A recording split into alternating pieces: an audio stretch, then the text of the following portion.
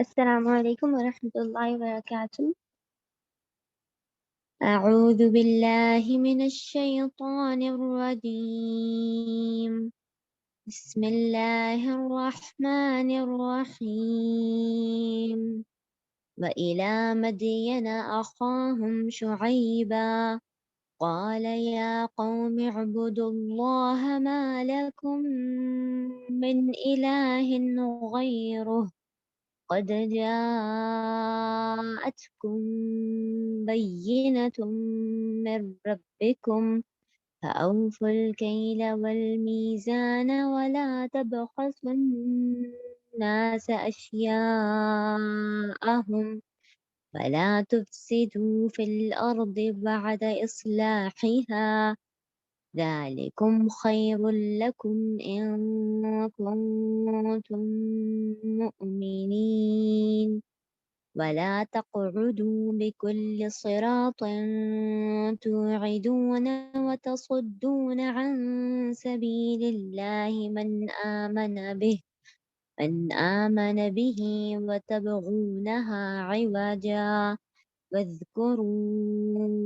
إذ كنتم قليلا فكثركم وانظروا كيف كان عاقبة المفسدين وإن كان طائفة منكم آمنوا بالذي أرسلت به وطائفة لم يؤمنوا فاصبروا حتى يحكم الله بيننا وهو خير الحاكمين. قال الملأ الذين استكبروا من قومه لنخرجنك يا شعيب والذين آمنوا معك من قريتنا أو لتعودن في ملتنا قال أولو كنا كارهين قد افترينا على الله كذبا إن عدنا في ملتكم بعد إذ نجانا الله منها فما يكون لنا أن نعود فيها إلا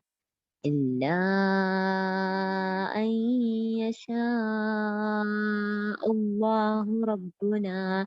وسع ربنا كل شيء علما على الله توكلنا ربنا افتح بيننا وبين قومنا بالحق وأنت خير الفاتحين. وقال الملأ الذين كفروا من قومه لئن اتبعتم شعيبا إنكم إذا لخاسرون فأخذتهم الرجفة فأصبحوا في دارهم جاثمين. الذين كذبوا شعيبا كأن لم يغنوا فيها الذين كذبوا شعيبا كانوا هم الخاسرين. فتولى عنهم وقال يا قوم لقد أبلغتكم رسالات ربي ونصحت لكم فكيف آسى على قوم كافرين.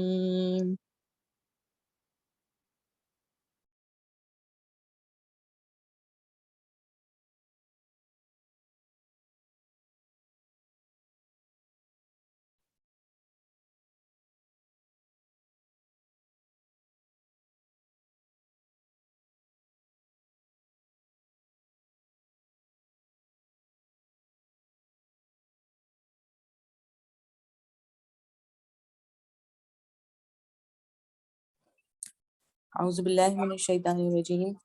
بسم اللہ الرحمن الرحیم رب اشرح لی صدری ویسر لی امری واحلل عقدۃ من لسانی یفقہوا قولی رب زدنی علما رب زدنی علما رب زدنی علما رب یسر ولا تعسر وتمم بالخیر وبک نستعین اللہم صلی علی سیدنا محمد وعلی آلہ وصحبہ اجمعین برحمتک یا ارحم الراحمین۔ السلام علیکم ورحمۃ اللہ وبرکاتہ تمام بہنوں کو۔ یہ ابھی ہم نے سورہ اعراف کی آیات 85 سے لے کے 93 تک سنی ہے، اور اس میں جو ہے ہم انشاء اللہ تعالی آج جن نبی کے بارے میں پڑھیں گے وہ ہے سیدنا شعیب علیہ السلام۔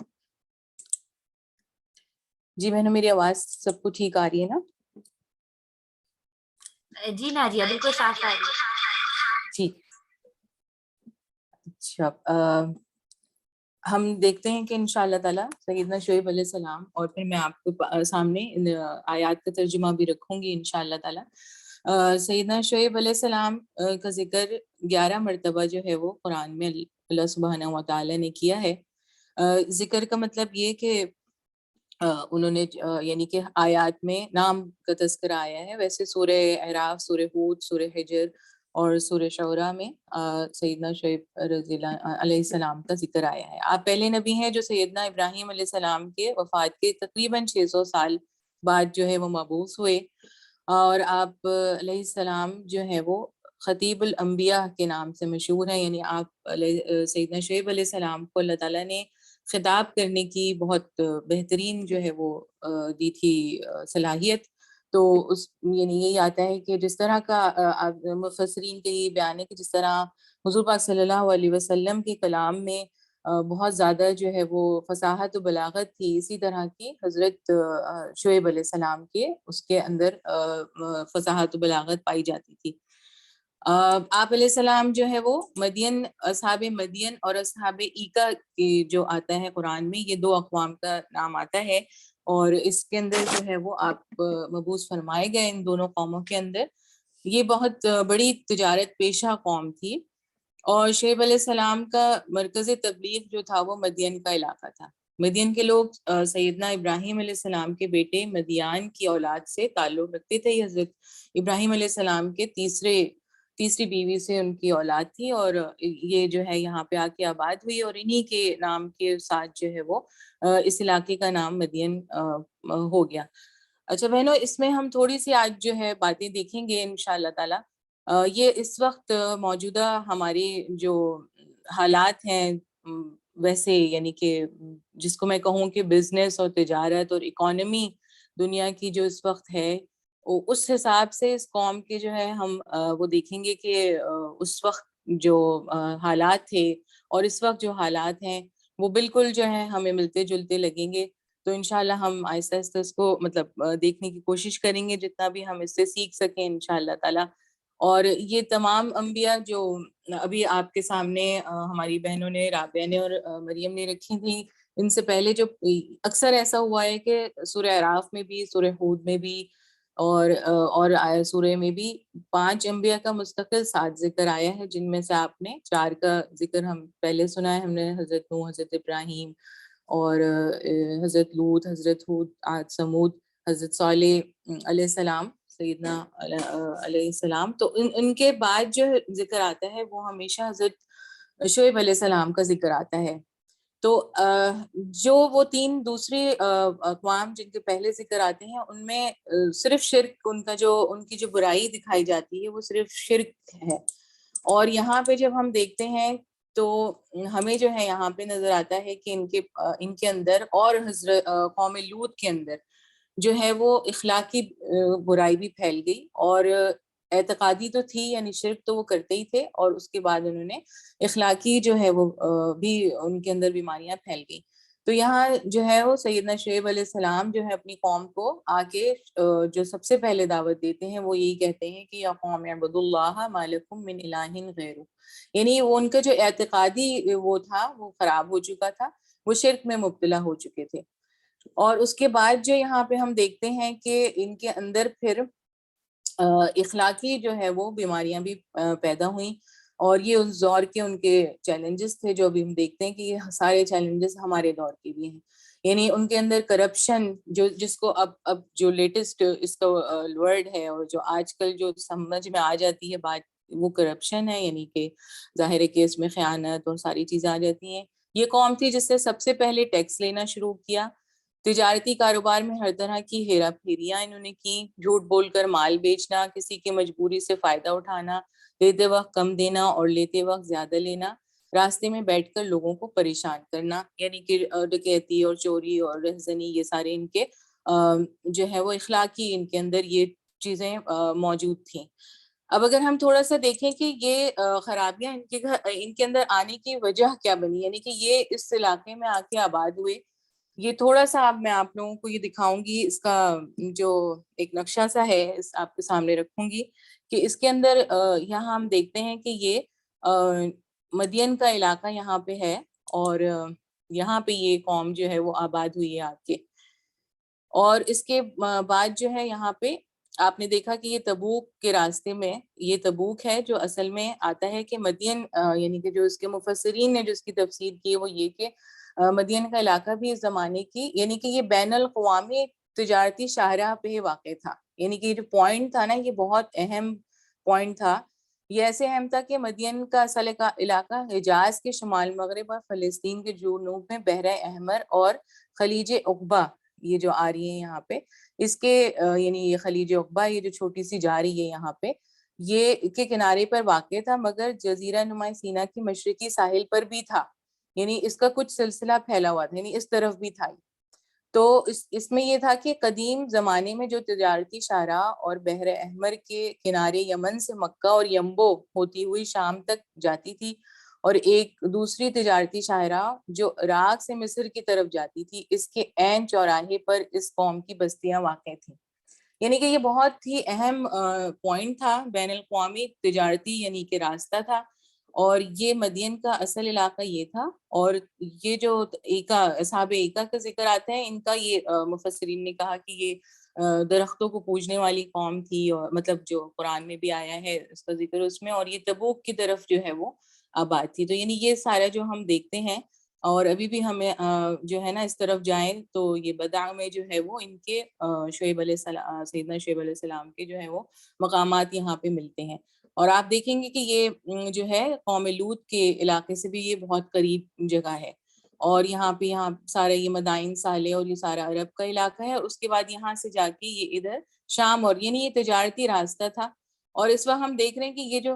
آپ لوگوں کو بھی پتا ہوگا کہ یہ سوئز کینال ہے ایک، جو اس وقت بنائی گئی ہے اس دریائے نیل میں، اور اس کے ساتھ اور یہاں پہ اس وقت جو ہے آج کے دور میں یہ بہت اہم تجارتی بین الاقوامی راستہ بنایا گیا ہے، جو کہ یورپ اور ادھر روکتا ہے، تو یعنی جوڑتا ہے اس کو دونوں اطراف میں تجارت کے لیے۔ تو یہاں پہ ہم دیکھیں گے یہ چیزیں بتانا اس لیے یہاں پہ تھوڑا سا ضروری تھا، شاید مشکل بھی لگے، یہ سلائیڈ میں بھی لکھا ہوا ہے، آپ لوگوں کو مل جائے گا، کیوں ان کے اندر جو یہ جو مین خرابیاں پیدا ہوئیں وہ اسی وجہ سے پیدا ہوئیں کہ یہ ایسی جگہ پہ تھے، آباد تھے جہاں پہ ان کو بہت فائدہ تھا، یعنی کہ بہت زیادہ ظاہر تجارتی قافلے آتے جاتے تھے، تو ان کو بہت زیادہ جو ہے وہ فائدہ وہاں سے نظر آتا تھا کہ وہاں پہ جو ہے وہ اس کو کر کے جو ہے وہ جو یہ ان کی خرابیاں تھیں کہ راستے میں بیٹھنا اور لوٹ مار کرنا اور یہ ساری چیزیں کرتے تھے، تو اسی وجہ سے یہ بہت یعنی کہ جیسے پہلے آیا کہ بہت امیر ترین قوم بن گئی، لیکن امیر ترین قوم اس لیے بنی کہ ان لوگوں نے جو ہے وہ تمام جو ہے وہ دھوکہ دہی سے یہ سارا کام کیا۔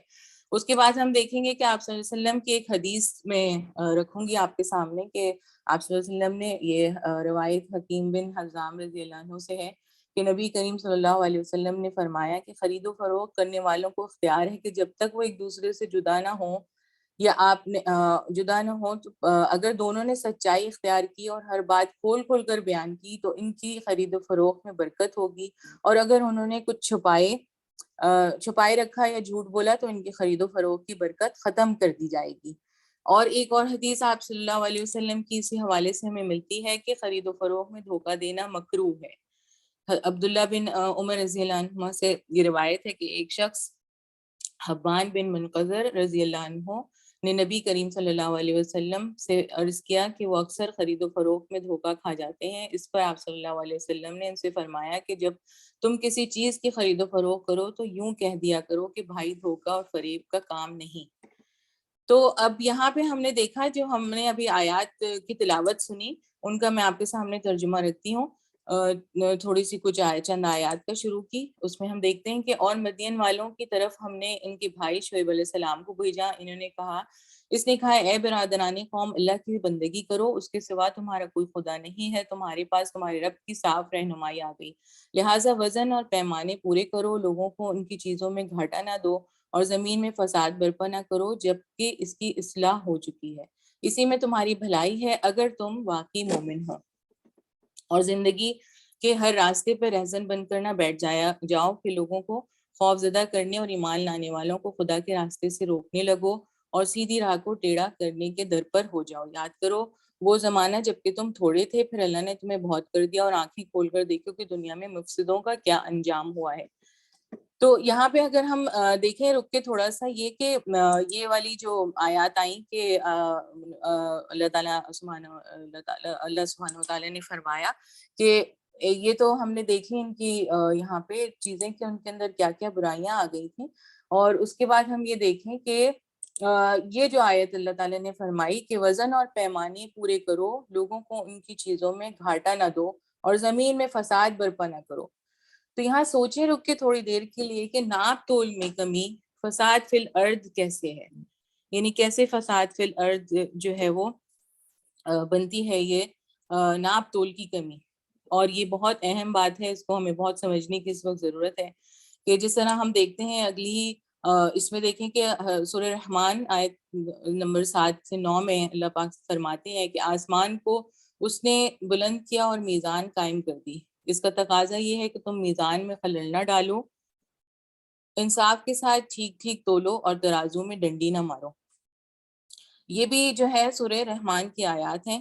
تو اللہ سبحانہ و تعالیٰ نے تو تمام کائنات میں جو ہے وہ میزان قائم کر دیا. ہم دیکھتے ہیں کہ اللہ کی پوری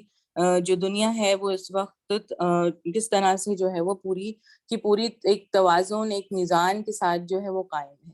اس میں کوئی بھی ہمیں ٹیڑھ نظر نہیں آتی نا. سورہ ملک میں بھی ہم دیکھتے ہیں کہ اس میں اللہ تعالیٰ کہتے ہیں کہ بار بار پلٹ کی نظر ڈالو، تمہیں کوئی نظر اس کے اندر خرابی نظر آتی ہے، لیکن ایسا نہیں ہے. تو تمام کائنات میں میزان قائم کر دیا، اور معاشرے کے اندر بھی جو ہے وہ اللہ نے حکم دیا کہ عدل و انصاف یا میزان قائم ہو. اور انسانوں اس معاشرے کے اندر بننے کے بعد انسان کے مال، جان اور عزت کی حفاظت کا یہ معاشرہ ضامن ہوگا جس کے اندر عدل و انصاف ہوگا. تو انسان اپنے دائرۂ اختیار میں ملک کے نظام کو یعنی قائم کرے اور اس کے اندر جو ہے وہ عدل و انصاف جو ہے یا میزان جو ہے وہ قائم رکھے. پھر اگر ہم دیکھتے ہیں کہ اگر آسمان اور زمین کا بیلنس قائم نہیں رہے تو سب کچھ درم بھرم ہو جائے گا نا. جس دن ایسا ہوا اس دن قیامت قائم ہو جائے گی اور ہم دیکھیں گے کہ پھر کچھ بھی جو ہے وہ موجود نہیں رہے گا. پھر اگر اسی طرح اگر ہم دیکھتے ہیں اسی کی مثال سے کہ اگر معاشرے کا بیلنس درہم بھرم ہو جائے تو پورا نظام جو ہے وہ خراب ہو جاتا ہے. تو اگر جس معاشرے کے اندر ہم دیکھتے ہیں کہ عدل و انصاف نہیں ہے، وہ نہیں ہے کہ اس کے اندر بیلنس نہیں ہے چیزوں کا، اور کوئی لا اور آرڈر کی کوئی سچویشن نہیں ہے، تو پھر اس کے اندر کس طرح کا معاشرہ جو ہے وہ خرابی کی طرف جاتا ہے. اور اس کی مثالیں آج بہت زیادہ موجود ہیں، اور ہم دیکھ رہے ہیں کہ اگر ہم گلوبلی دیکھیں، عالمی تناظر میں دیکھیں، تو یہاں پہ یہ ایک آیت جو اس کے بعد اللہ تعالیٰ نے فرمائی کہ اور زندگی کے ہر راستے پہ رہزن بن کر نہ بیٹھ جاؤ کہ لوگوں کو خوفزدہ کرنے اور ایمان لانے والوں کو خدا کے راستے سے یعنی کہ لوگوں روکنے لگو اور سیدھی راہ کو ٹیڑھا کرنے کے در پر ہو جاؤ. تو یہاں پہ اگر ہم دیکھیں کہ اس وقت یہ کام جو ہے وہ عالمی ساہوکار یعنی کہ گلوبل منی لینڈرز جو ہیں وہ کر رہے ہیں اس وقت، یعنی کہ گلوبلی میں بات کر رہی ہوں آپ لوگوں سے. تو گزشتہ یعنی 25 سالوں میں بین الاقوامی طور پر لوٹ مار کا بازار جو ہے وہ گرم رکھا ہوا ہے بالکل. اور بنیادی اس کی وجوہات یہ ہیں کہ جو قدرتی وسائل موجود ہیں جیسے تیل ہے، معدنیات ہے، ان سے جو مالا مال اور جو خطہ زمین ہے یعنی جو ملک ہیں سارے، ان پر وہ غیر قانونی چڑھائی کر کے انہیں جو ہے وہ غلام بنانا چاہتے ہیں اور ان کی نسلوں کو بھی آگے غلام بنانا چاہتے ہیں. یہ جو ہے یہ وہی بات ہے کہ وہ یہ اسی قوم کے جو ہے وہ اثرات اس وقت یعنی کہ طریقہ کار جسے آپ کہیں جو کام وہ کر رہے ہیں وہ وہی کر رہے ہیں جو اس وقت اس جو ہے وہ مدین والوں نے کیا. اس کے بعد اس قوم کے سرداروں نے جو اپنی بڑائی کے گھمنڈ میں مبتلا تھے، اس نے کہا کہ اے شعیب، ہم تجھے اور ان لوگوں کو جو تیرے ساتھ ایمان لائے ہیں اپنی بستی سے نکال دیں گے۔ تو پھر اب ہم دیکھتے ہیں کہ یہی چیز جو ہے وہ ان معاشروں میں جہاں پہ قانونی نہیں ہے، مساوات نہیں ہے، بیلنس نہیں ہے، تو وہاں پہ صرف طاقتور اپنی طاقت کے بل پر ایک ایسی سوسائٹی جو ہے وہ بنا دیتا ہے کہ جہاں انصاف نہیں ہوتا، اور وہاں جہاں ایسے توازن خراب ہوتا ہے وہاں قائم نہ رہ سکے وہ معاشرہ اپنے یعنی کہ اینڈ پہ پہنچ جاتا ہے، پھر ہم دیکھتے ہیں کہ اس کا حال کتنا برا ہو جاتا ہے۔ اور یہی بات ہے کہ جو مماثلت یہاں پہ ہم دیکھتے ہیں کہ سیدنا شعیب علیہ السلام کی قوم اور اس کی تباہی اور موجودہ زمانے کی اصحاب مدین، تمام مغربی قوتیں جو فی الوقت عالمی ٹھیکیدار بنی ہوئی ہیں، انہوں نے یہ کیا ہوا ہے، تو یہی چیز جو ہے وہ فساد فی الارض کا سبب بنی۔ یعنی کہ ابھی آپ دیکھ رہے ہیں کہ ہم اچھی طرح دیکھ رہے ہیں کہ ہمارے چاروں طرف کس طرح سے یہ جو ہے چھائے ہوئے ہیں یہ سارے ممالک، اور انہوں نے کس طرح سے جو ہے وہ فساد پوری دنیا کے اندر برپا کر کے رکھا ہوا ہے، صرف کس وجہ سے کہ اگر صرف عدل و انصاف جو ہے اس معاشرے میں یعنی ناپ تول سے یہاں مراد صرف یہ نہیں ہے کہ وہ ناپ تول ہم صرف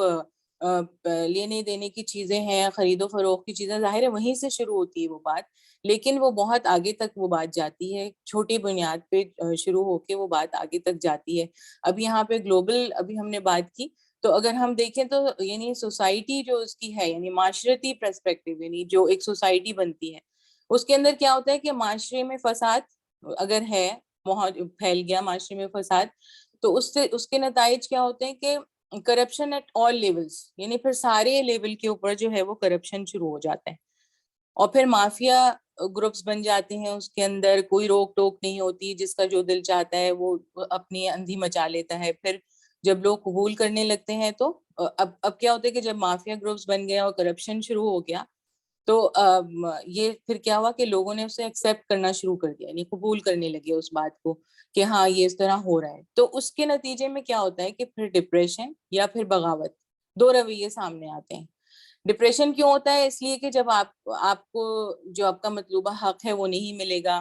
آپ ہر جگہ سے آپ کو دھوکہ ملے گا، آپ نے آرڈر کوئی چیز کری، فار ایگزامپل کوئی چیز آن لائن آرڈر کری، آئی کوئی چیز غلط،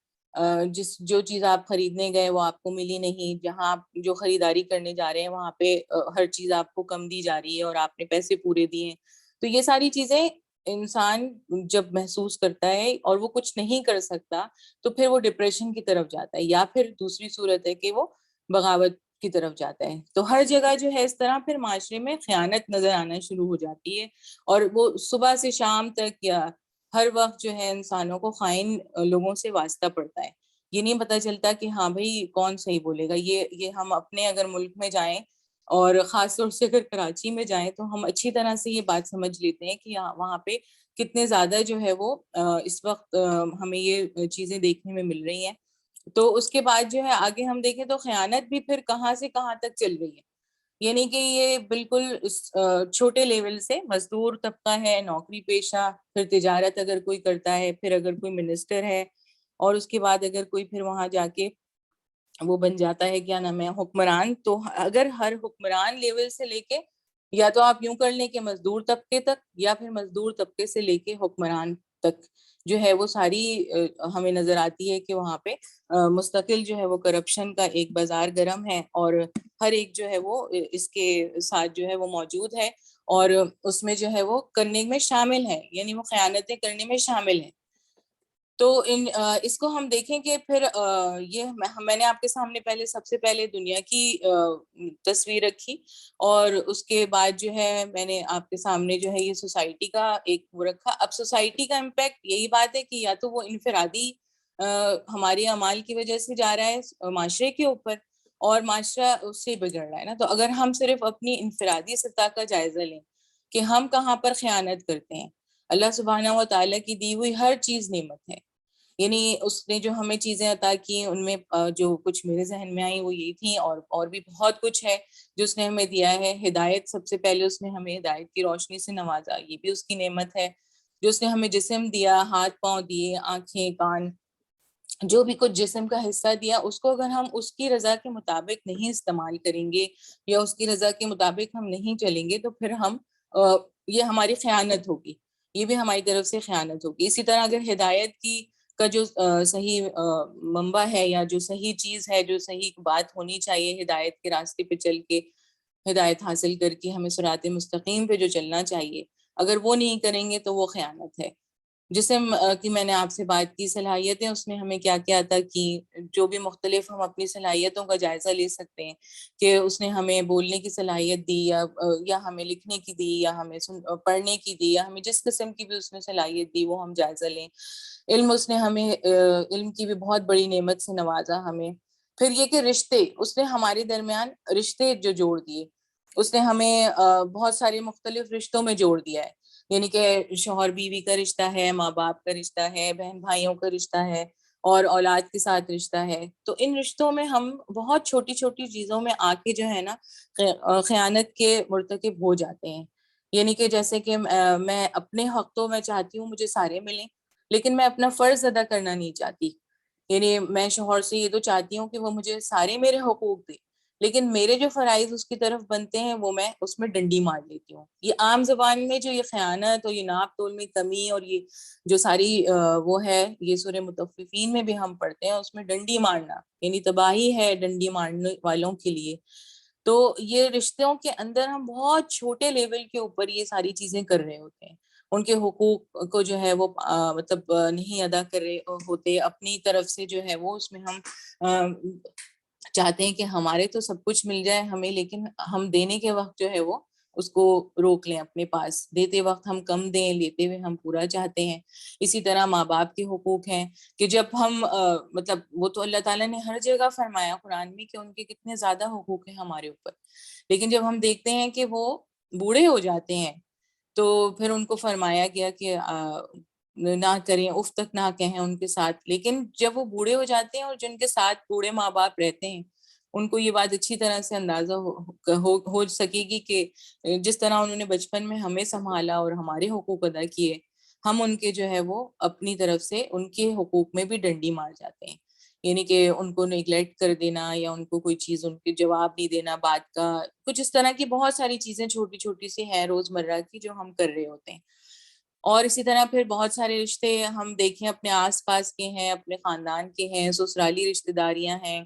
پھر یہی بات کہ میں اپنی بہن یا اپنی ماں کے ساتھ تو بہت اچھا وہ کرتی ہوں، اور وہیں ساس اور نند کا جہاں معاملہ آتا ہے وہاں پہ میری ڈنڈی جو ہے وہ ہو جاتی ہے شروع کہ میں ان کے حق مار دیتی ہوں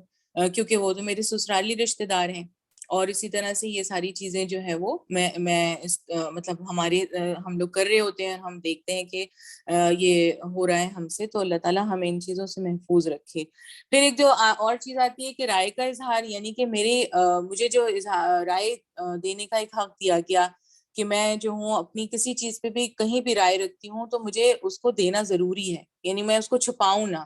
اگر میں سمجھتی ہوں کہ حق بات نہیں ہو رہی کہیں پہ اللہ تعالیٰ کی قوانین کی جو ہے وہ نافرمانی ہو رہی ہے یا جو بھی کچھ ہو رہا ہے، تو وہاں پہ میں اپنی حق بات پہنچانے کے لیے ضرور اس کو نہ چھپاؤں، اس میں خیانت نہ کروں. تو یہ ساری چیزیں جو ہے وہ ہماری خیانت کے اندر آ جاتی ہیں، اور ان خیانتوں کی وجہ سے ہمارا پھر معاشرے کے اوپر اثر پڑتا ہے. اور معاشرہ جو ہے جس طرح میں نے بھی پہلے بات رکھی کہ اس وقت امت جو ہے وہ خائن لوگوں سے بھر گئی ہے، اور اس کے اندر یہ بات سمجھ میں نہیں آتی کہ کس طرف دیکھیں، یعنی کس کو دیکھیں. تو اسی لیے جب ہم یہ رائے کے اظہار کی جو میں نے بات کی، یہ بھی ہمارے پاس امانت ہے بہت بڑی، اور یہ امانت جو ہے وہ ہم حکمران چننے کے لیے یا اس میں استعمال کریں تو پھر یہ ہمارے جیسے ہم نے سورہ یوسف کا مطالعہ کیا تھا پرسوں، تو ہم نے یہ دیکھا تھا کہ اس میں بہت ساری چیزیں تھیں. تو اس میں ایک چیز جو حضرت یوسف علیہ السلام کی تھی وہ یہ کہ انہوں نے جب وہاں سے وہ آ گئے اس پہ بادشاہ کے محل میں آ جاتے ہیں، تو پھر وہاں پہ وہ کہتے ہیں کہ ملک کے خزانے میرے سپرد کیجئے، میں حفاظت کرنے والا بھی ہوں اور علم بھی رکھتا ہوں. اس طرح ہم نے اس کی سرزمین پہ یوسف علیہ السلام کے لیے اقتدار کی راہ ہموار کی. وہ مختار تھا کہ اس میں جہاں چاہے اپنی جگہ بنائے. ہم اپنی رحمت سے جس کو چاہتے ہیں نوازتے ہیں. نیک لوگوں کا اجر ہمارے ہاں مارا نہیں جاتا. تو ایسے حکمرانوں کی اس وقت ضرورت ہے. ایسے حکمرانوں کی اس وقت ضرورت ہے کہ جہاں یہ جیسے سیدنا یوسف علیہ السلام نے کہا کہ نیک یعنی کہ وہ کون تھے، نیک لوگوں کا جو اجر ہے وہ اللہ تعالیٰ نے محفوظ رکھا ہوا ہے. تو یہ بھی ہمارے لیے ایک امانت کا مقام ہے، اس کے اندر بھی ہم خیانت کے سرزد نہ ہوں، اور ضرور کوشش کریں کہ جب بھی ہمیں موقع دیا جائے یا ہمیں موقع ملے تو ہم کوشش کریں کہ ہم ایسے حکمرانوں کو اپنے سر پہ لے کے آئیں جو انشاءاللہ ہمارے ویسے معاشرے ہمیں بنا کے دیں جس میں انسانوں کی جان مال اور عزت کی حفاظت ہو. اس میں ہم دیکھتے ہیں کہ آپ صلی اللہ علیہ وسلم کی جو ہے وہ آخری زمانے میں دنیا سے امانت داری کا اٹھ جانا کی ایک حدیث آتی ہے. یہ ابو ہریرہ رضی اللہ عنہ سے نے بیان کیا ہے کہ رسول اللہ صلی اللہ علیہ وسلم نے فرمایا کہ جب امانت ضائع کی جائے تو قیامت کا انتظار کرو. پوچھا یا رسول اللہ امانت کس طرح ضائع کی جائے گی؟ فرمایا جب کام نااہل لوگوں کے سپرد کر دیے جائیں تو قیامت کا انتظار کرو. تو یہاں تک ہم نے مطلب ہم دیکھ رہے ہیں کہ کس طرح سے جو ہے یہ تھوڑا سا شاید آپ لوگوں کو یہ سب کچھ مشکل بھی لگا ہو، لیکن انشاءاللہ آپ اس پہ غور کریں گے تو آپ لوگوں کو ضرور یہ بات سمجھ آئے گی کہ یہ بہت اہم بات ہے کہ اس وقت جو ہے یہاں جو ہم نے دیکھا کہ تمام دنیا کے اندر جو حالات برپا ہیں اس وقت اور جو خرابیاں اس وقت ہمیں نظر آ رہی ہیں وہ کتنی چھوٹے لیول سے شروع ہو رہی ہیں، اتنے چھوٹے سے لیول سے شروع ہو کے بالکل اور اوپر تک جاتی ہیں، اور پھر ساری جو ہے وہ سوسائٹی کو اور معاشرے کو اور پھر اس کے جو ہے پورے اثرات آگے تک پھیل جاتے ہیں. پھر اس کے بعد ہم اور آیات دیکھتے ہیں سورہ ہود میں جو حضرت شعیب علیہ السلام کا ذکر آتا ہے، وہاں پہ بھی جو ہے وہ اسی طرح شروع میں بات ہوتی ہے، اور اس کے اندر بھی اللہ تعالیٰ جو ہے وہ بتاتے ہیں حضرت شعیب علیہ السلام کا بالکل اسی طرح سے ذکر شروع ہوا ہے جہاں سے وہ اپنی قوم کو خاطب کر رہے ہیں کہ تم لوگ یہ سب چھوڑ دو. اس کے بعد اس میں ایک اہم چیز جو اللہ تعالیٰ نے بتائی وہ یہ کہ یہ آیت ہے کہ اللہ کی دی ہوئی بچت تمہارے لیے ہی بہتر ہے. میں ترجمہ بھی اس کا آپ کے سامنے رکھ دیتی ہوں ان آیات کا. یہ ہے کہ اللہ کی دی ہوئی بچت تمہارے لیے بہتر ہے اگر تم مومن ہو، اور بہرحال میں تمہارے اوپر کوئی نگران کار نہیں ہوں. انہوں نے جواب دیا ہے شعیب علیہ السلام، کیا تیری نماز تجھے یہ سکھاتی ہے کہ ہم ان سارے معبودوں کو چھوڑ دیں جن کی پرستش ہمارے باپ دادا کرتے تھے، یا یہ کہ ہم کو اپنے مال میں اپنے منشا کے مطابق تصرف کرنے کا اختیار نہ ہو؟ بس تو ہی تو ایک اعلیٰ ظرف اور راست باز آدمی رہ گیا ہے. شعیب علیہ السلام نے کہا، بھائیوں تم خود ہی سوچو کہ اگر میں اپنے رب کی طرف سے ایک کھلی شہادت پر تھا اور پھر اس نے اپنے ہاتھ سے مجھ کو اچھا رزق عطا کیا، تو اس کے بعد میں تمہاری گمراہیوں اور حرام خوریوں میں تمہارا شریک حال کیسے ہو سکتا ہوں؟ اور میں ہرگز یہ نہیں چاہتا کہ جن باتوں سے میں تم کو روکتا ہوں ان کا خود ارتکاب کروں. میں تو اصلاح کرنا چاہتا ہوں جہاں تک بھی میرا بس چلے، اور یہ جو کچھ میں کرنا چاہتا ہوں اس کا سارا انحصار اللہ کی توفیق پر ہے. اسی پر میں نے بھروسہ کیا اور ہر معاملے میں اسی کی طرف میں رجوع کرتا ہوں. اور اے برادران قوم، میرے خلاف تمہاری ہٹ دھرمی کہیں نوبت نہ پہنچا دے کہ آخر کار تم یہ بھی وہی عذاب آ کر رہے جو نوح علیہ السلام یا ہود علیہ السلام یا صالح علیہ السلام کی قوم پر آیا تھا، اور لوط علیہ السلام کی قوم کو تو تم نے کچھ زیادہ دور بھی نہیں ہے. تو یہاں پہ جو بات ابھی ہم اور اس کی تھوڑی سی آیات آگے کی باقی ہیں، اس کے اندر جو ایک شروع میں بات یہ آئی کہ ایک اور فتنے میں یا ایک اور چیز میں جو ہم مبتلا ہیں اس وقت، وہ یہ کہ اللہ کی دی ہوئی بچت جو انہوں نے فرمایا حضرت شعیب علیہ السلام نے، تمہارے لیے بہتر ہے اگر تم مومن ہو. یعنی کہ وہ لوگ اتنے زیادہ وہ بے راہ روی کا شکار ہو چکے تھے کہ وہ ہر جگہ سے چاہتے تھے کہ ان کو مال مل جائے. جیسے ہم نے شروع میں دیکھا کہ لوٹ مار اور وہ دینا اور دھوکہ دینا اور کمی بیشی کرنا، اور ہر طرح سے وہ چاہتے تھے کہ اپنے پاس مال جمع کر لیں. یعنی ظاہر ہے کہ سارے حرام ذرائع تھے. تو ان کو یہ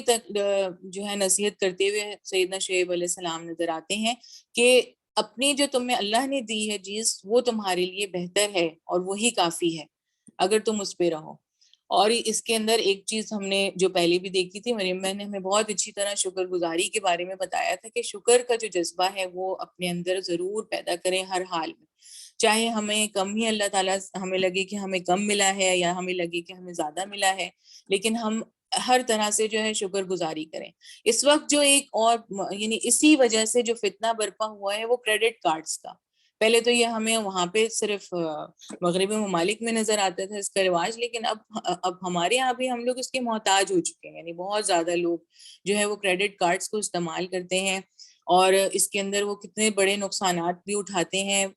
مطلب ضرورت اب ہر چیز جو ہے شاپنگ اس کی بیس پہ ہو رہی ہے، ٹریولنگ اس کی بیس پر ہو رہی ہے،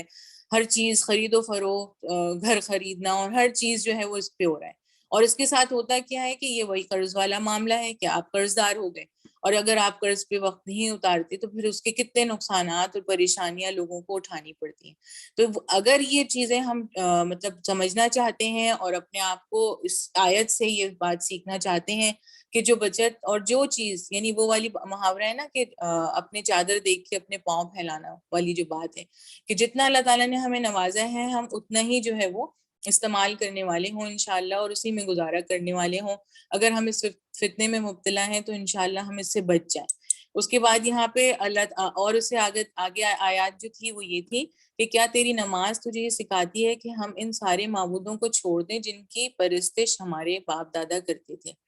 یہاں پہ یہ پھر آج کا جو ایک بہت بڑا فتنہ ہمیں ملتا ہے کہ دین اور دنیا جو ہے وہ الگ الگ. اس کے اوپر تو کوئی اب راضی ہوتا ہی نہیں ہے نا. بہت مشکل سے جو ہے وہ کوئی اس بات کے اوپر تیار ہوتا ہے کہ دین کے ساتھ دنیا بھی چلتی ہے، اور دین کو کہاں کہاں تک جانا چاہیے. یعنی یہ 3000 سال پہلے کا یہ چیلنج جو ہے وہ موجود تھا اور ابھی بھی یہ موجود ہے. اور نماز کے لیے جو ہے وہ اصل میں خطرہ کیا ہے نماز کا، کہ بات یہ نہیں ہے کہ نماز پڑھتے تھے یا کیا. انہوں نے یہ کہا کہ ہم نماز پڑھتے، یعنی سیدنا شعیب علیہ السلام نماز پڑھتے ہیں، اور ان کے اوپر ایک طرح سے طنز کیا جا رہا ہے، ان کی قوم نے کیا کہ کیا تمہاری نماز یہ سکھا رہی ہے کہ ہم اپنے معبود چھوڑ دیں. اور اگلی بات انہوں نے یہ کی کہ یا کہ ہم اپنے مال میں اپنے منشا کے مطابق تصرف کرنے کا اختیار نہ ہو. یعنی ان کو ایکسس نہیں مل رہا تھا اپنے مال. وہ سمجھ رہے تھے کہ نماز جو ہے وہ،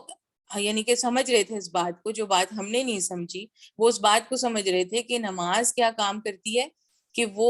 ایک تو یہ آمادہ کر رہی ہے کہ ان کے ماں باپ، جو باپ دادا ان کی عبادت کرتے تھے ان کو چھوڑ دیں، اور دوسری یہ کہ ان کے مال کو خرچ کرنا ان کی منشا کے مطابق ظاہر ہے کہ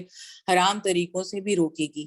اور کیونکہ سورہ عنکبوت کی آیت نمبر 44 میں ہم یہ پڑھتے ہیں کہ یقیناً نماز فحش اور برے کاموں سے روکتی ہے، اور اللہ کا ذکر اس سے بھی زیادہ بڑی چیز ہے. ان الصلاۃ تنہی عن الفحشاء والمنکر ولذکر اللہ اکبر. یعنی اللہ تعالیٰ کا ذکر جو ہے وہ ہر جگہ بڑا ہے.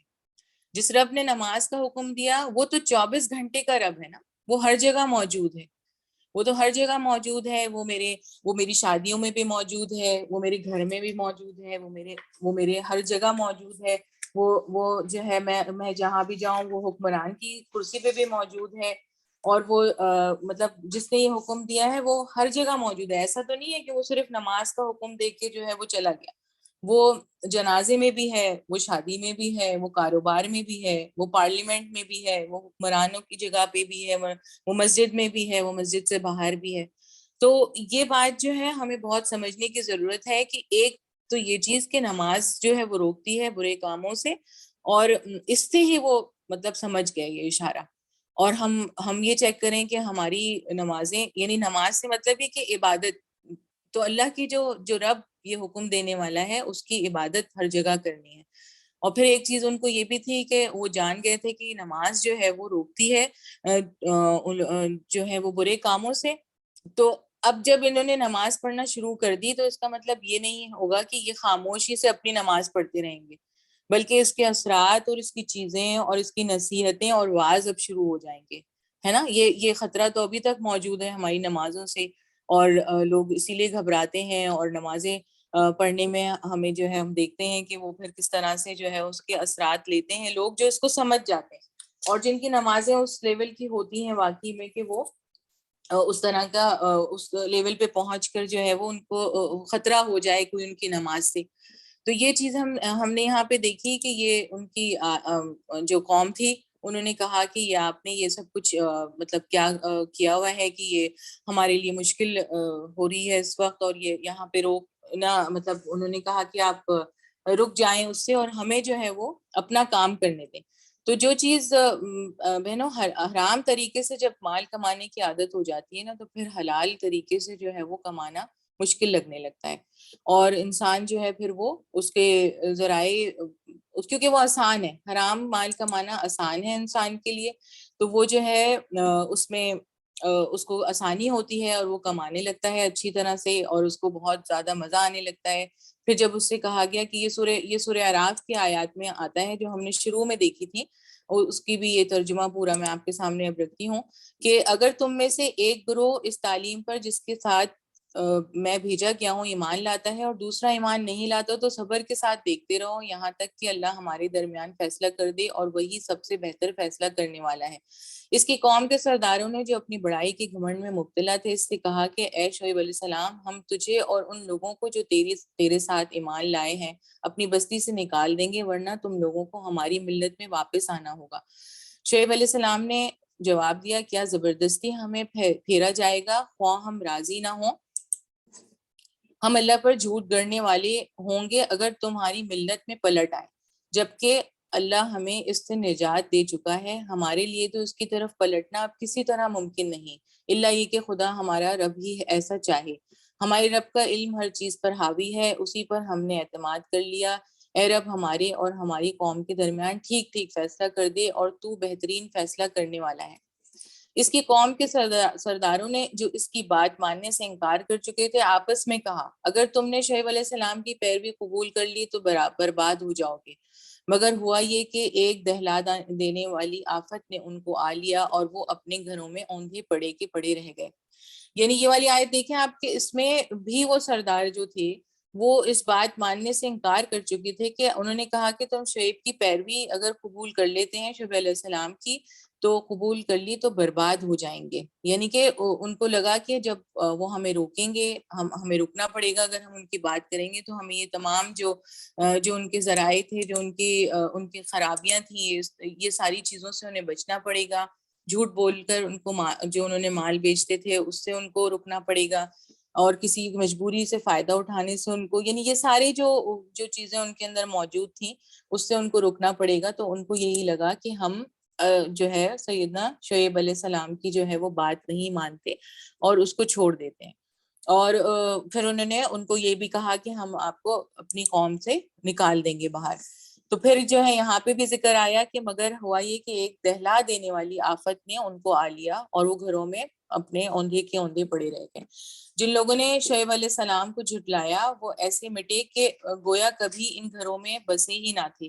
شعیب علیہ السلام کے جھٹلانے والے ہی آخرکار برباد ہو کر رہے، اور شعیب علیہ السلام یہ کہہ کر ان کی بستیوں سے نکل گیا کہ اے برادران قوم، میں نے اپنے رب کے پیغامات تمہیں پہنچا دیے اور تمہاری خیر خواہی کا حق ادا کر دیا، اب میں اس قوم پر کیسے افسوس کروں جو قبول حق سے انکار کرتی ہے۔ یہاں یہ سورہ اعراف کے ذکر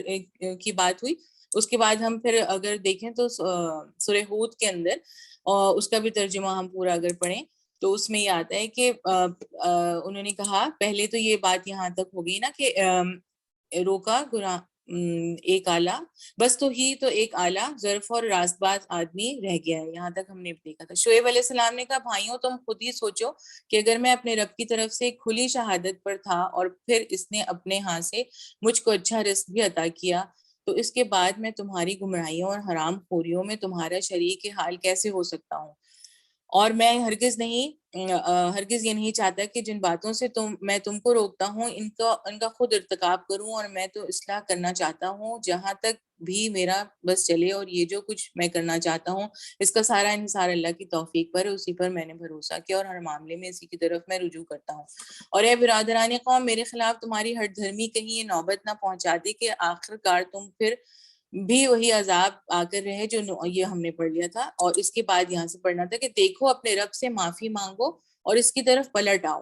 بے شک میرا رب رحیم ہے اور اپنی مخلوق سے محبت رکھتا ہے۔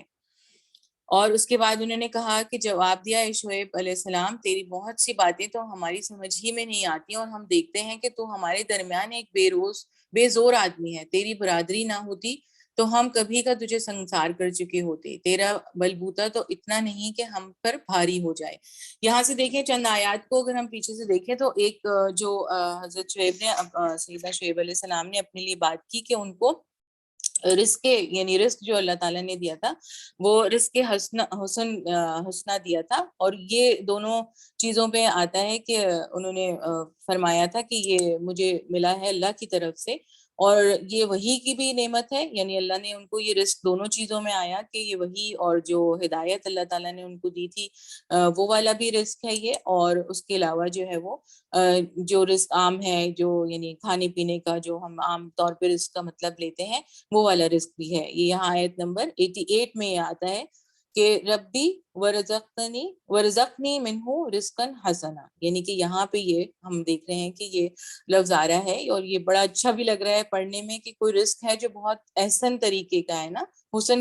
ہے اس کے اندر اور بہت اچھا ہے، تو وہ ہدایت اور نبوت کا بھی ہے، اور وہ جو ہے حلال مال، جو حلال مال اللہ تعالیٰ نے ان کو عطا فرمایا تھا وہ یہاں پہ آتا ہے۔ اس کے بعد وہ اپنی قوم کو کہتے ہیں کہ تم پلٹ آؤ اپنے رب کی طرف، تو پلٹنے کا حکم جو ہے وہ ہمیں ملتا ہے، اور اللہ تعالیٰ جو ہے وہ بہت خوش ہوتے ہیں کہ جو ان کی طرف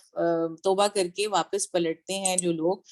اور معافی مانگتے ہیں۔ اور اس کے بارے میں ہم نے بہت اچھا سا حضرت آدم علیہ السلام کے واقعے میں بھی دیکھا اور پڑھا کہ جو استغفار کر لیتے ہیں اور اپنے گناہوں سے توبہ مانگ لیتے ہیں، اور یہاں پہ جو اللہ پاک کی صفت استعمال ہوئی ہے وہ ہے رحیم ودود، یعنی یہ اور قرآن پاک میں کہیں بھی یہ صفت استعمال نہیں ہوئی، اور اس کے معنی ہیں کہ اپنی مخلوق سے محبت رکھتا ہے، اور اس کے یعنی کہ ظاہر اس کے بہت زیادہ اچھے اور معنی ہوں گے، اور اس کے اندر ہم دیکھتے ہیں کہ وہ اللہ تعالیٰ نے کہا کہ دیکھو اپنے رب سے معافی مانگو اور اس کی طرف پلٹ آؤ، بے شک میرا رب رحیم ہے اور اپنی مخلوق سے محبت رکھتا ہے۔ تو یہ والے جو صفت اللہ پاک کی یہاں پہ استعمال ہوئی یہ ان لوگوں کے لیے ہوئی جو کہ اپنے وَاسْتَغْفِرُوا رَبَّكُمْ ثُمَّ تُوبُوا، یعنی کہ جنہوں نے استغفار کیا اور توبہ کی اور پلٹ آئے اپنے رب کی طرف۔ اس پہ آپ صلی اللہ علیہ وسلم نے بھی بہت ساری روایات جو ہیں وہ بیان کی ہیں، اور ایک وہ روایت بہت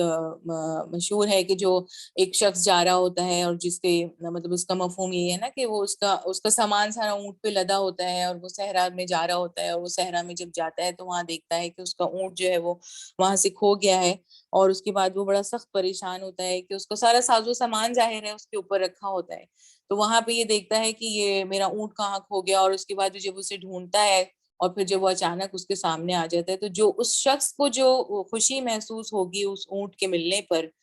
اللہ تعالیٰ کے لیے بھی آپ صلی اللہ علیہ وسلم نے فرمایا کہ اللہ تعالیٰ بھی اسی طرح خوش ہوتا ہے اور اسی طرح خوشیاں مناتا ہے جس طرح سے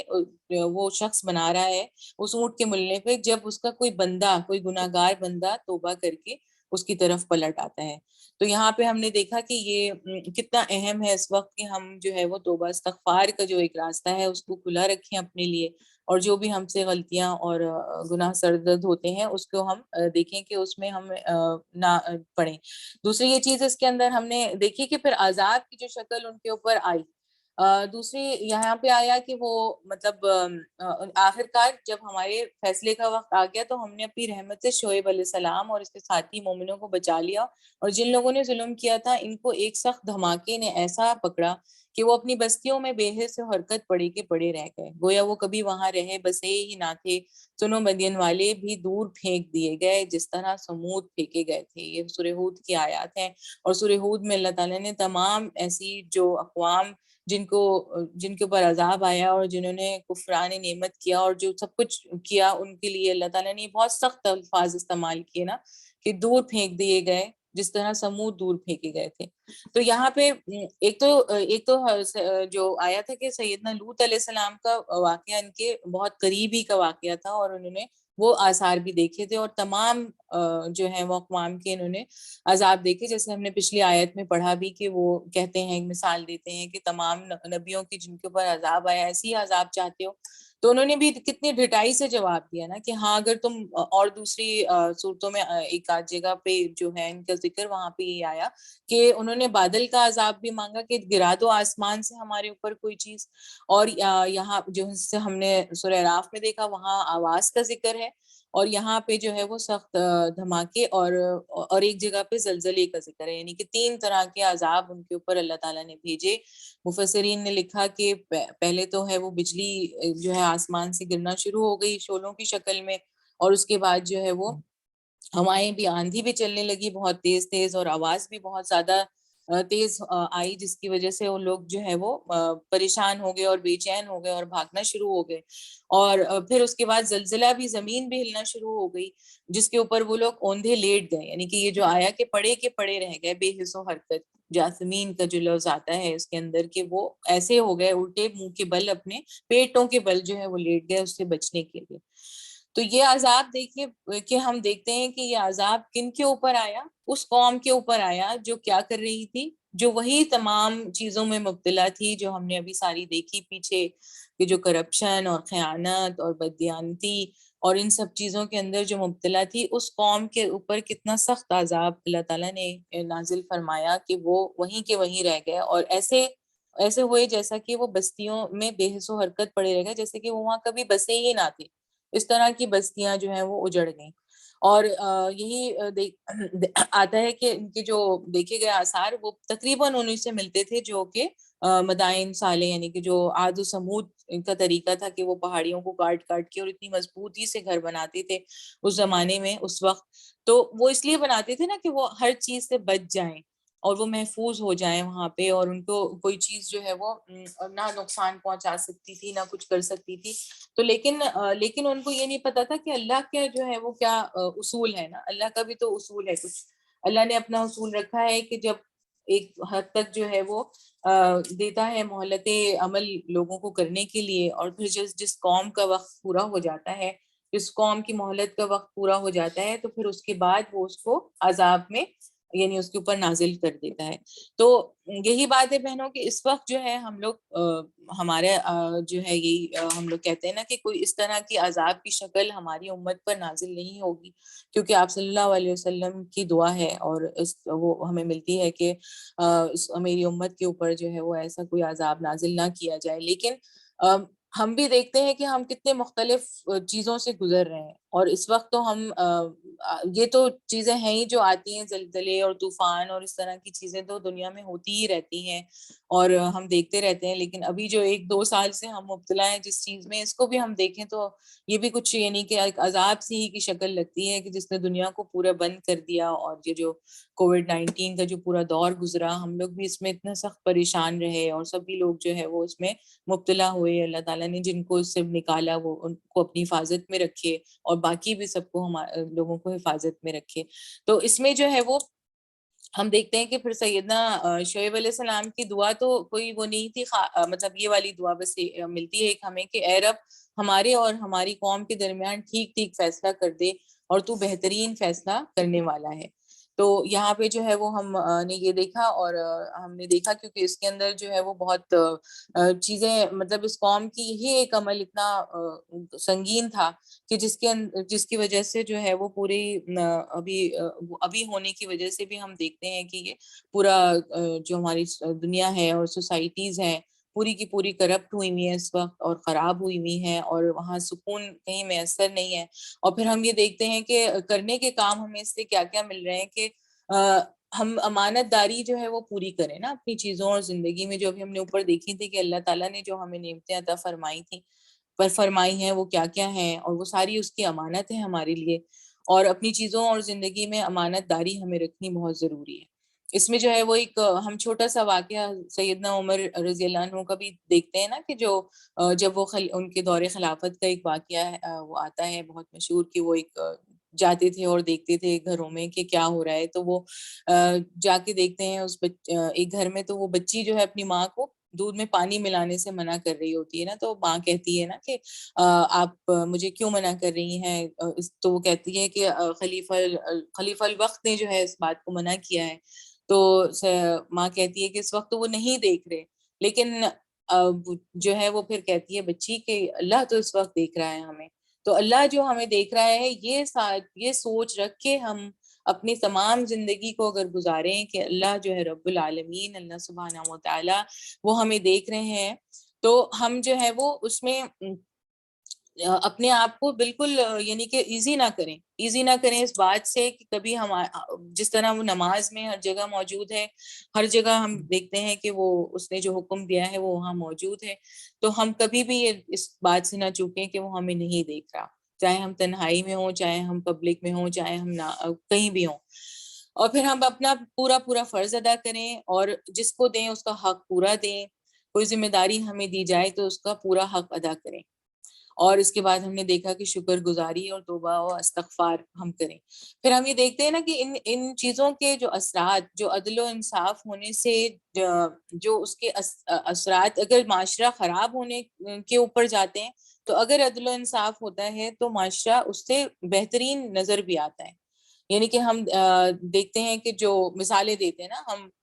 دوسرے مغربی ممالک کی، اور تمام وہاں پہ ہم دیکھتے ہیں کہ وہاں تو امن ہے، وہاں تو بہت چین ہے. تو ان کی جو چھوٹی سی جو ایک بات ہے نا کہ وہاں پہ ہمیں دیکھنے کو یہ ملتا ہے کہ وہ لوگ یہ ناپ تول کے اندر جو ہے وہ کمی بیشی نہیں کرتے. یعنی وہاں آپ جو سودا خریدیں گے، ایون یہ کہ اگر ہم یہاں بھی دیکھیں، ہم یہاں رہتے ہیں جس ملک میں، تو یہاں پہ بھی جو ہے ہم یہ دیکھتے ہیں کہ ان کو جو ہے ہم یہاں پہ جب جاتے ہیں کچھ بھی چھوٹی سی چیز لینے جاتے ہیں، سبزی لینے چلے گئے، تو ہم دیکھتے ہیں کہ یہاں جو تولنے والا فرد ہے وہ اس کے اوپر ایک آدھ چیز زائد ڈال کے ہی دیتا ہے، کم نہیں دیتا بلکہ. اور پہلے تو یہ بھی ہم نے دیکھا تھا یہاں پہ کہ جو قیمہ نکالنے والی مشین میں، یعنی کہ ایک بہت چھوٹی سی مثال ہے یہ، لیکن یہ بتاتی ہے کہ امانت داری کہاں تک ہو سکتی ہے. تو وہاں پہ وہ ہرا مسالہ پیچھے سے ڈال کے اور اس کی مشین کو پورا صاف کرتے تھے کہ اس کے اندر بھی کوئی ڈنڈی نہ مار دی جائے. تو یہ پھر ہم دیکھتے ہیں کہ اس کے اثرات بھی قائم ہیں. اور یہاں پہ جس طرح کا امن ہم دیکھ رہے ہیں کہ ہمیں ملتا ہے، مطلب اور ہم جو ہے وہ خوشحالی ہی کہیں گے کہ ہم رہتے ہیں، اور یہاں سے جانے کو ہم تیار نہیں ہوتے ایک طرح سے. تو یہ چیزیں جو ہیں وہ بہت اہم ہیں اور یہ بہت ضروری ہیں، جو کہ پوری نیچے سے لے کے اوپر تک جو ہے وہ جاری ہیں. اور اس کے اندر جو ہے ہم ضرور اپنے آپ کو ہر وقت چیک کرنے والے ہوں اور ہر وقت دیکھنے والے ہوں کہ ہم ایسا کچھ عمل تو نہیں ہم سے ہو رہا کہ جو ہماری اس کے اندر خرابی پیدا کر رہا ہے، یا مطلب ہماری وجہ سے کوئی اوپر تک چیز جا رہی ہے جو خرابی پیدا کرتی ہے. تو اس کو ہم دیکھنے والے ضرور بنے. اور اسی طرح سے جس طرح ان لوگوں کی یہ پوری قوم اس کے اندر مبتلا ہو گئی تھی اس فساد کے اندر، اور تو یہ فساد فی الارض جو ہوا وہ اس طرح سے ہوا کہ جو اوپر سے شروع ہوئی بات وہ نیچے تک پہنچی، اور اس نے پوری زمین میں وہ فساد نہیں ہے، یعنی کہ یہ وہ والا فساد نہیں ہے کہ وہ خون ریزی اور وہ جو ساری چیزیں ہیں وہ چیزیں نہیں ہے نا. یعنی کہ یہ وہ چیزیں ہیں انشاءاللہ آپ کو سمجھ میں آئی ہوں گی کہ جو اس طرح کا فساد برپا کر رہی ہیں کہ زندگی میں سکون نہیں ہے اور حالات اتنے خراب، اور ہم لوگ بے چینی اور گھبراہٹ کا شکار ہیں ہر وقت، اور ہمیں ڈر اور خوف طاری رہتا ہے. تو اس طرح کا یہ فساد جو ہے وہ زمین میں برپا ہوا ہے. تو اس سے ہمیں بچنے کے لیے اور ہمیں اپنے آپ کو ٹھیک کرنے کے لیے انشاءاللہ یہ کچھ چیزیں جو ہیں وہ کرنا بہت ضروری ہیں، اور اس کو بتانا بھی بہت ضروری ہے لوگوں کو انشاءاللہ تعالی. میں جتنی بات کہہ سکی اور سمجھ سکی انشاءاللہ تعالی، اللہ تعالیٰ مجھے بھی عمل کی توفیق عطا فرمائے اور ہم سب کو مل کے عمل کرنے کی توفیق عطا فرمائے. وآخر دعوانا الحمدللہ رب العالمین. سبحانک اللہم نشہد ان لا الہ الا انت نستغفرک ونتوب الیک. السلام علیکم ورحمۃ اللہ وبرکاتہ.